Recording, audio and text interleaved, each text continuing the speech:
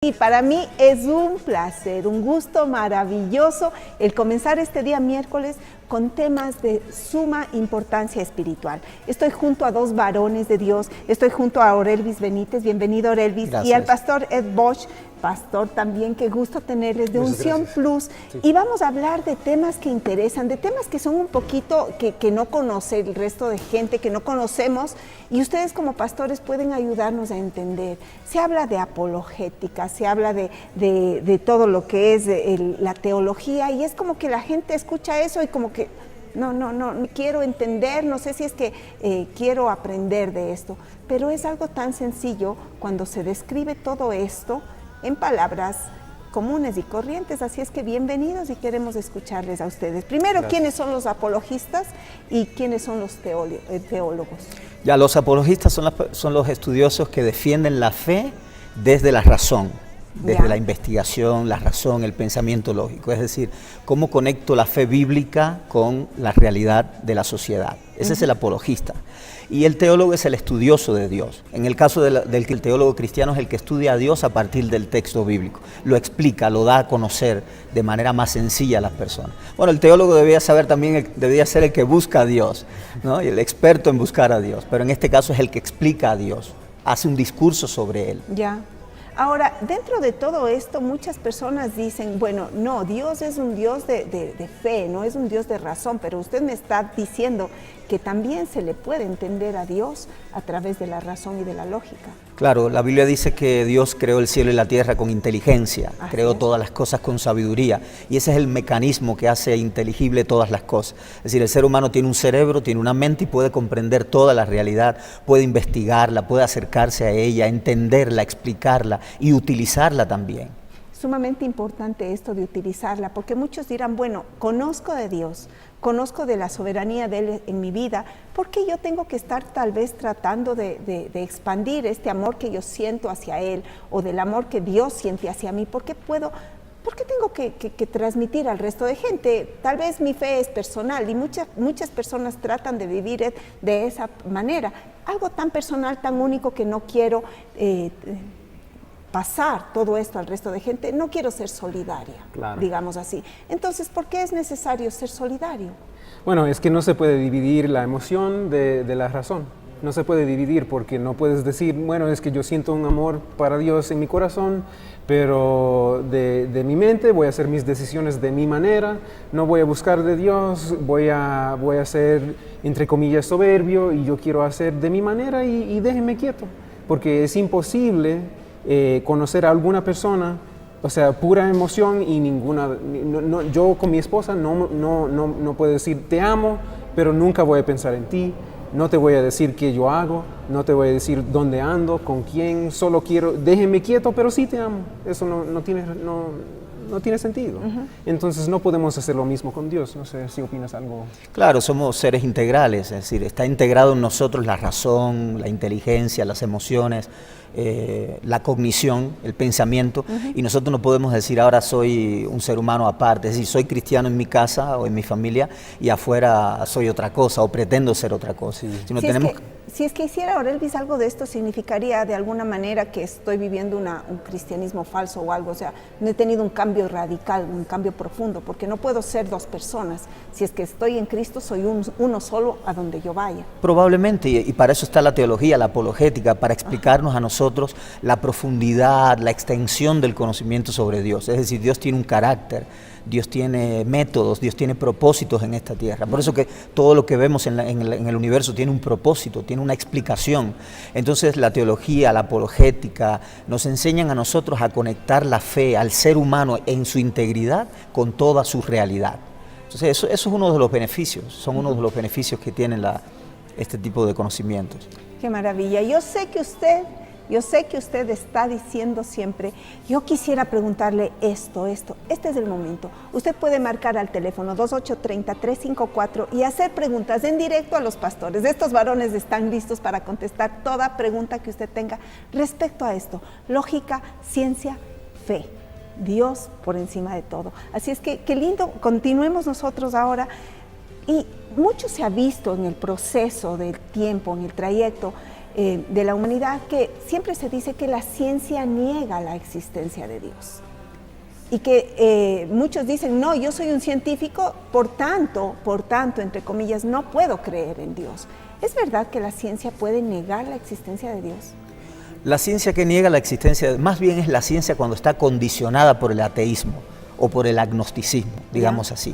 Es decir, cuando un pensador, un estudioso, tiene una ideología o una filosofía atea o agnóstica, que esto es una actitud ante la realidad, entonces empiezan a negar la existencia no solo de Dios, sino de todo aquello que nos parece espiritual, metafísico, y ahí hay una ruptura automáticamente. Es decir, ahora, pero hay científicos cristianos, matemáticos, físicos, astrónomos, geólogos, hay astrofísicos, hay todo tipo de científicos cristianos, y en grandes universidades como Oxford, Cambridge y otras universidades, y ellos tienen un discurso muy científico y a la vez también muy espiritual, muy dimensionado desde la teología. Entonces es totalmente posible ser cristiano y ser científico también.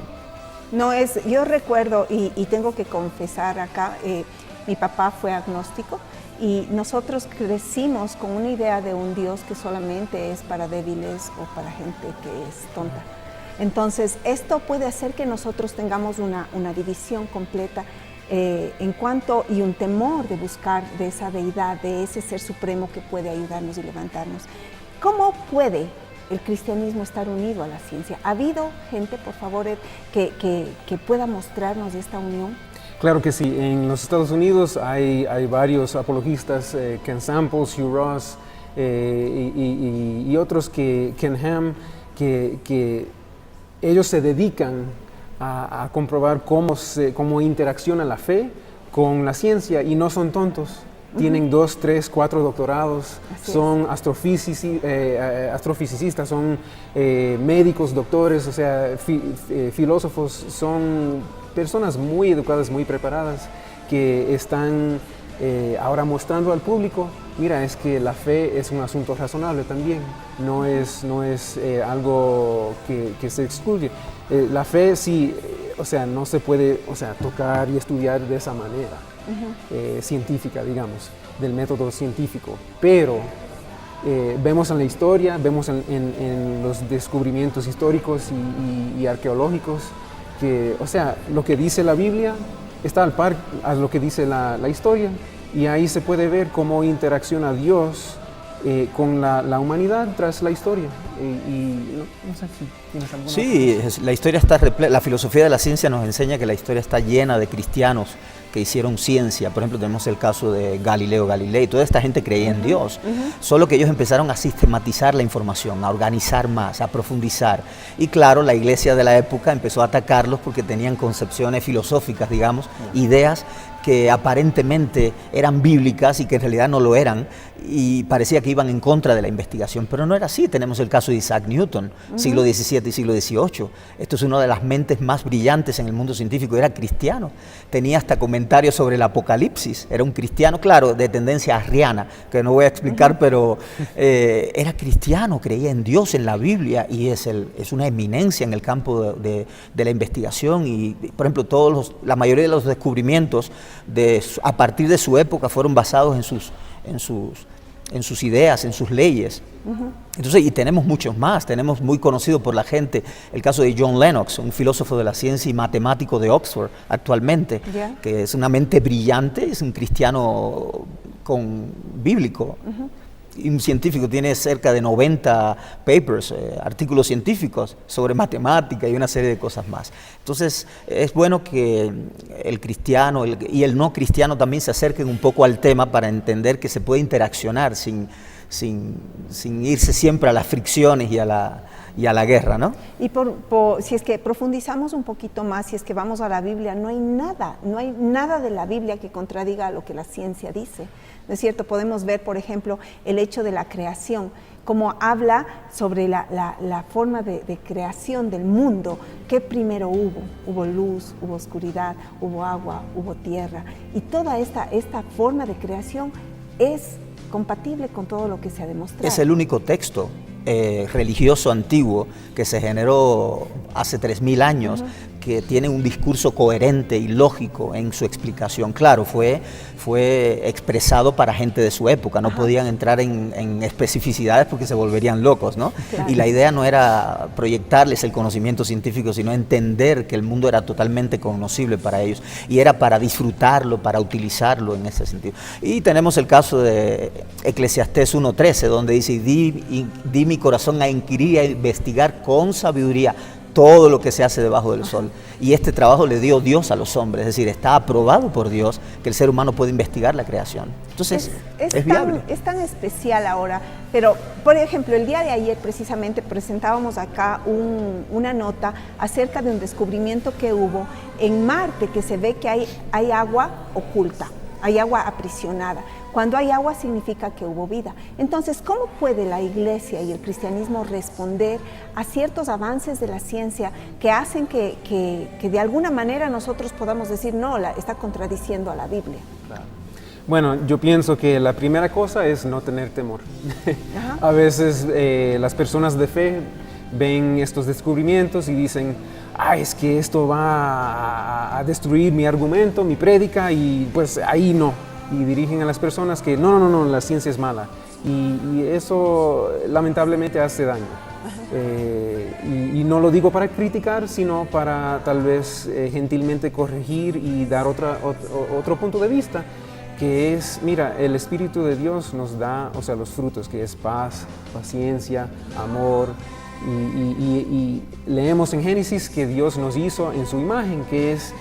nos dio razón para poder saber, o sea, lo que es bueno, lo que es malo. Él nos dio la conciencia y el conocimiento para ser más como Él. Y tenemos que tener eso en mente, que, mira, si descubrimos algo que es nuevo y todavía estamos ahí tratando de ver cómo podemos relacionar eso, la primera reacción es amor. La primera reacción no puede ser... no sé, rencor o enojo o algo, o sea, tenga ese fruto del Espíritu. Y estoy hablando más de la área pastoral, pero sí, a los pastores, los líderes, tengan paciencia y investiguen. Sí, exacto, hay que investigar, hay que conocer, hay que estar preparados, la preparación requiere. Entonces, en esa etapa de la fe del carbonero, cuando nos decían a nosotros, no preguntes, cree, lo que yo te digo, cree, ya no es así.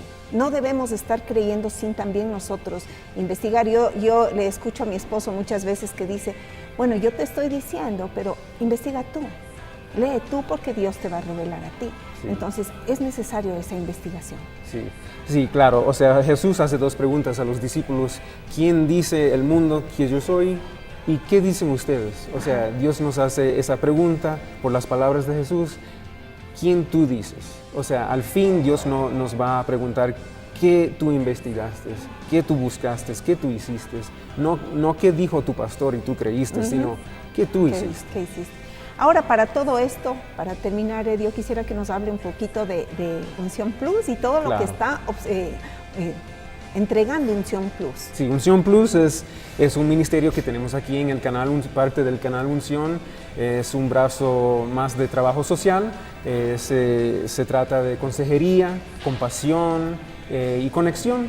Y lo que queremos hacer es conectar a las personas que tal vez están enfrentándose a dificultades, depresión. Ahora que estamos hablando de la solidaridad, tal vez se sienten solos. Y queremos decirle que no están solos, que aquí tenemos un centro de consejería, tenemos consejeros de familia, de niños, espiritual, psicólogos clínicos y educativos que están dispuestos a dar de su tiempo para ayudar. O sea, el fin es preparar a las personas y capacitar a las personas para vivir de una manera sana, íntegra y, como dice la Biblia, libre y con gozo y todo. Entonces, esa es más o menos la obra. Yo quiero agradecerles, caballeros, a ustedes por su visita acá. Me pareció muy interesante esta conversación. Quiero tener más conversaciones así porque voy a aprender muchísimo con ustedes. Muchísimas gracias. Muchas gracias. Y quiero recomendarles a ustedes y a usted en casita. ¿Sabe qué? Yo sé cuánto le ha costado ese vehículo que tiene. Es una inversión y es una herramienta en la época actual. Pero no deje que baje su inversión. ¿Cómo? Manteniéndolo bien, y con Servicio Automotriz Vintimilla, la tonería y pintura es la mejor opción para que usted pueda tener su vehículo como nuevo. Mire, llevar el vehículo a una latonería significa que cuando salga de ahí va a parecer que nunca estuvo. Ese es el servicio que da Servicio Automotriz Vintimilla. Ubicados en Margarita Torres y Francisco Calderón esquina, teléfono 408-9047 para que usted llame por teléfono y pida cotizaciones. Recuerde que no siempre lo más caro es lo mejor. Lo mejor es lo más efectivo y lo más justo, y Servicio Automotriz Vintimilla da ese servicio. Así es que con Servicio Automotriz Vintimilla y estos varones de Dios me voy a un corte comercial y volvemos enseguida. No se vaya.